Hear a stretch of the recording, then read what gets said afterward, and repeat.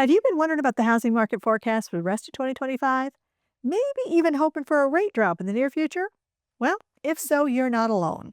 So, today I'm going to be talking about what's actually likely to happen with mortgage rates in September and for the rest of 2025. So, recently, the Fed signaled that they were open to a rate drop in the near future, and maybe as early as next month. And immediately, everybody starts getting excited about mortgage rates dropping next month, too. And I get it, because every time the Fed even hints at a rate cut, the internet loses its collective mind. But if you're counting on mortgage rates dropping like a stone in September, you are doomed to disappointment. And why would that be, you're wondering? Well, it turns out that when it comes to mortgage rates, the Fed isn't quite the puppet master that you might think it is. And without further ado, let's find out why. Now, first of all, repeat after me. Mortgage rates are not tied to the Fed rate. I mean, of course not. Couldn't possibly be that simple, right? And fair warning, I am not an economics whiz, so this is going to be the super simple grade school version of how mortgage rates work. But it should be good enough to get you the basics anyway, and I'll try not to get too boring along the way.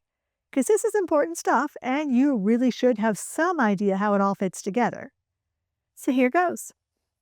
The federal funds rate is what banks charge each other for short-term loans. The prime rate, on the other hand, is what banks charge their best customers for loans. And by best customers, I do not mean you and me. I mean big companies, institutions, and people with a whole lot more money than I've got. Now, the prime rate usually runs about 3 points higher than the Fed rate. And while it does have an effect on the 30-year mortgage rate, it is not a direct tie by any means. Which is why you will sometimes see that the Fed will drop the rate, but mortgage rates will go up, or conversely, sometimes the Fed will raise the rate and mortgage rates go down. So why exactly does it work that way? Well, fixed-rate mortgages track the 10-year Treasury yield, and Treasury rates factor in the Fed rate, but they also respond to things like economic growth and inflation indicators, which is why the two don't always move in lockstep. And mortgage rates don't stay steady all the time. They can and do fluctuate a whole lot from day to day. Now, right now, they're hovering in the mid-sixes. One week they're 6.4, next week they're 6.7. They kind of bounce around like my cats do at 3 a.m. But we've been staying in that general area for a bit, and that's probably about where we'll stay for the near future. And those 3% rates that we all miss so much? Yeah, those are gone. And no amount of wishing and wanting is going to bring them back. So just get over it and move on with your life. Now, probably at least some of you are hoping for a big rate cut next month. So let's say the Fed does cut rates in September. Probably they will. So break out the confetti cannons and lock in that 5% interest rate, right? Wrong. Like I said, mortgage rates don't move in lockstep with the Fed. And here's why.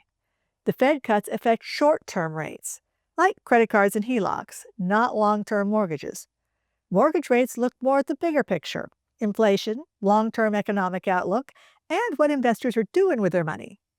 And sometimes when the Fed cuts, investors actually start worrying about inflation heating up again, and that can push mortgage rates up and not down. And all this is why we may not actually see a mortgage rate cut next month, even if the Fed does cut the rate. Because that possible rate drop and all the stuff that's going on with the economy right now has already been factored into the rate drop we just saw. You know, the one that got us into the mid-sixes. I mean, we may get a slight dip, but it's doubtful.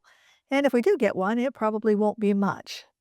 So to put it in a nutshell, mortgage rates move when the whole economy shifts, not just because the Fed gave us a quarter rate cut. So what actually drives mortgage rates? Well, the three biggies are, number one, inflation. If prices are rising, lenders crank up rates to protect their money. If inflation cools, then they're going to relax a little and rates can ease down. Number two, the economy.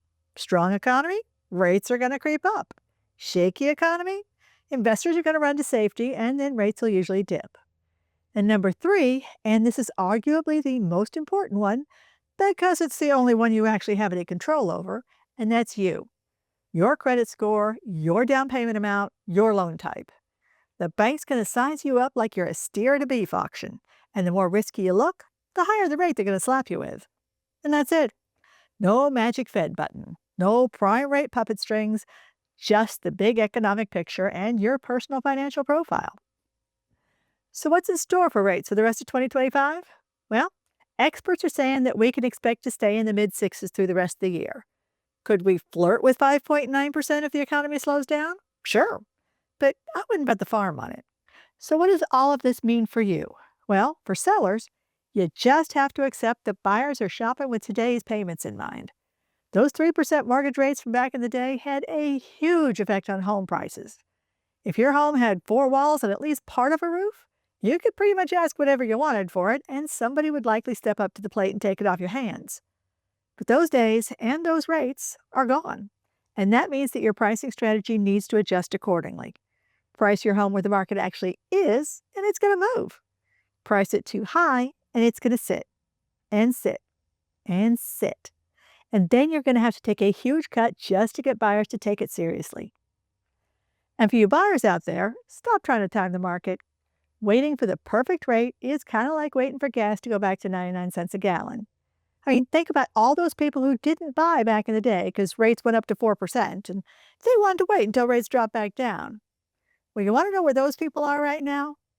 Well, they're probably still renting or living in their parents' garage because time in the market is nearly always a losing proposition. If you can afford the house and the payment works for you, buy the house. If rates do dip later and you have some equity to play with, well, that's what refinancing is for. So here's the bottom line. Mortgage rates are likely to hover in the mid-sixes for the rest of 2025. The Fed might cut rates, but that doesn't mean mortgage rates are going to go along for the ride. And what really matters? Inflation, the economy, and your own financial profile. And that's Mortgage Rates 101, the easy version minus the econ lecture. So until next time, take care, and I'll see you soon.